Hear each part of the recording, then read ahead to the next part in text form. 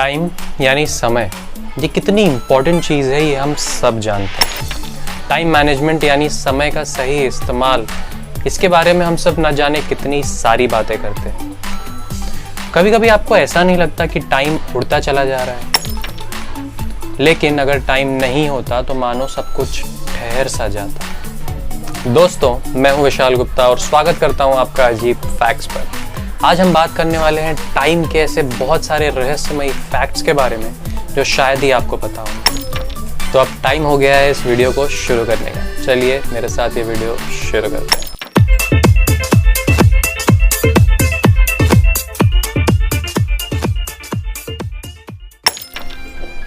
एक दिन कितने घंटे का होता है? नहीं, वो 24 घंटे का नहीं होता। एक दिन को पूरा होने में 23 घंटे 56 मिनट और 4 सेकंड्स का समय ही लगता है। क्या आपको पता है कि 365 दिन के एक साल में कितने सेकंड्स होते हैं? एक साल में होते हैं लगभग 31 करोड़ 53 लाख और 6000 सेकंड्स। दोस्तों, 10 सालों को इंग्लिश में एक डेकेड बोला जाता है, 100 सालों को एक सेंचुरी और 1 ट्रिलियन सालों को 1 गीगावर्ष बोला जाता है। बहुत पुराने टाइम में एक समय हुआ करता था जिसे कहते थे मेसोजिक एरा।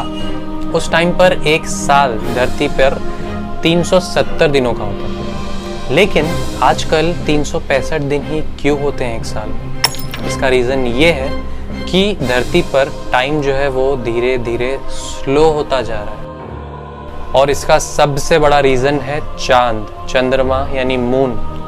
मून धरती को ऑपोजिट डायरेक्शन में पुल कर रहा है, यानी धरती अगर इस तरफ घूमती है तो मून उसको इस तरफ से पुल कर रहा है, जिसके वजह से टाइम जो है वो धीरे धीरे बहुत स्लो होता जा रहा है धरती पर, जिसकी वजह से हर 100 साल में लगभग 2 मिलीसेकंड का फर्क पड़ रहा है टाइम पर, और साल के दिन जो है वो छोटे होते जा रहे हैं। अगर इसी स्पीड से चलते रहे तो करीब 200 सालों में धरती पर एक दिन सिर्फ 25 घंटे का रह जाएगा।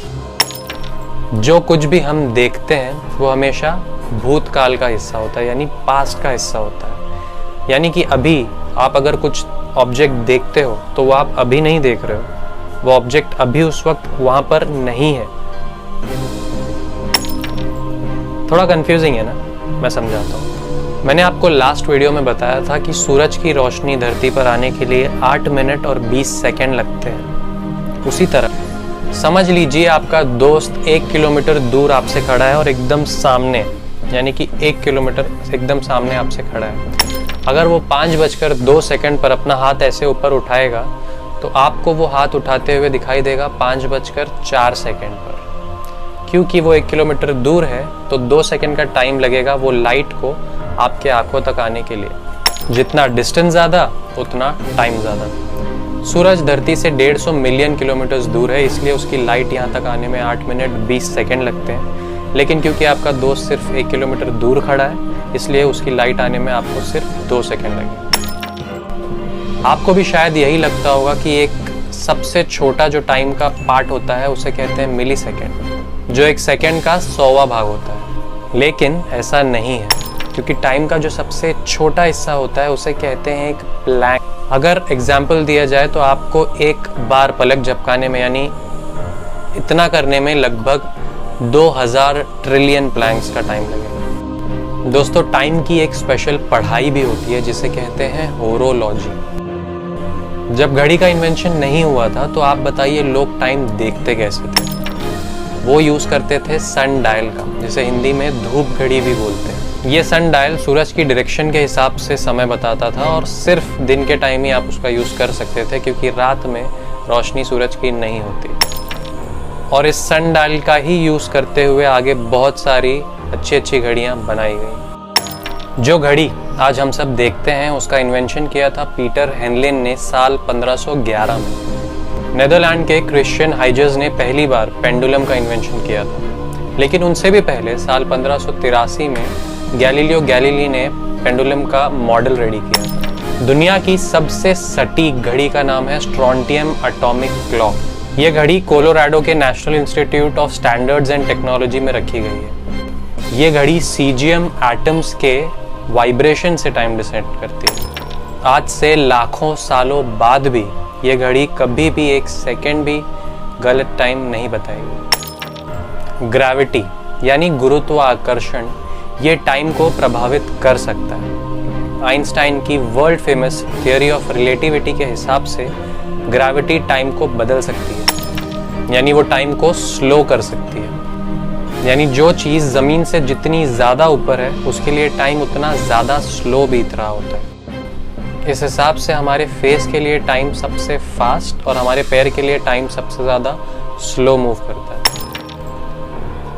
इस चीज़ को बहुत सिंपल एग्जाम्पल से समझा जा सकता है। समझ लीजिए आप समुद्र के किनारे खड़े हैं और आपकी घड़ी में 3 बज रहे हैं और उसी वक्त माउंट एवरेस्ट जो इस दुनिया का सबसे ऊंचा पहाड़ है वहाँ पर आपका एक दोस्त खड़ा है, तो सेम टाइम पर उसकी घड़ी में 3:02 हो रहे हैं। आइंस्टाइन के हिसाब से पास्ट, प्रेजेंट और फ्यूचर सिर्फ एक भ्रम है, क्योंकि उनके हिसाब से टाइम रिलेटिव है, यानी ग्रेविटी और स्पीड की मदद से टाइम बदला जा सकता है और अलग अलग जगह एक ही वक्त टाइम अलग अलग हो सकता है।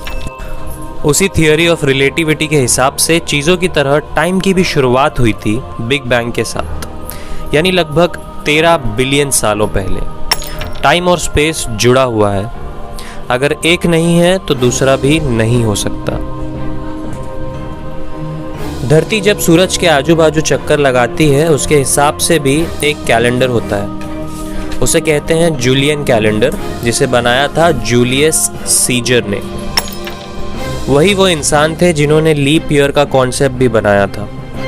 हर 4 साल बाद फरवरी के महीने में टोटल दिन 28 से 29 हो जाते हैं, इसलिए उसे लीप ईयर कहते हैं। लेकिन आपको पता है ऐसा होता क्यों है? मैंने फर्स्ट फैक्ट बताया था कि एक दिन में 24 नहीं 23 घंटे 56 मिनट और 4 सेकंड होते हैं। तो हर रोज़ जो बचे हुए 3 मिनट और 56 सेकंड बच जाते हैं वे जुड़ते जुड़ते 4 साल तक एक दिन एक्स्ट्रा बन जाता है। और इस हिसाब से फरवरी में 4 साल में एक बार एक एक्स्ट्रा दिन मिल जाता है हमें। दुनिया का टाइम जोन निर्धारित किया जाता है ग्रीनविच मेरिडियन टाइम से। रशिया जो दुनिया का सबसे बड़ा देश है वो 11 टाइम जोन्स में बटा हुआ है। चांद हर 655 दिनों में धरती का एक चक्कर लगाता है। इस हिसाब से चांद का एक दिन हमारे 27 दिनों के बराबर होता है। फ्रेंड्स, समय यानी टाइम के बारे में ये फैक्ट्स आपको कैसे लगे? अगर अच्छे लगे तो प्लीज़ इस वीडियो को लाइक करें, शेयर करें, चैनल को सब्सक्राइब करके बेल आइकन दबाना मत भूलना। हमारा अगला वीडियो होने वाला है एलियंस के बारे में। एक से बढ़ के एक फैक्ट्स बताने वाला हूँ मैं आपको, और ये भी बताऊँगा कि क्या वाकई में एलियंस धरती पर आते हैं या नहीं। तो बहुत जल्द आपके लिए वो वीडियो मैं लाऊंगा। तब तक के लिए stay safe, take care and thank you so much for watching.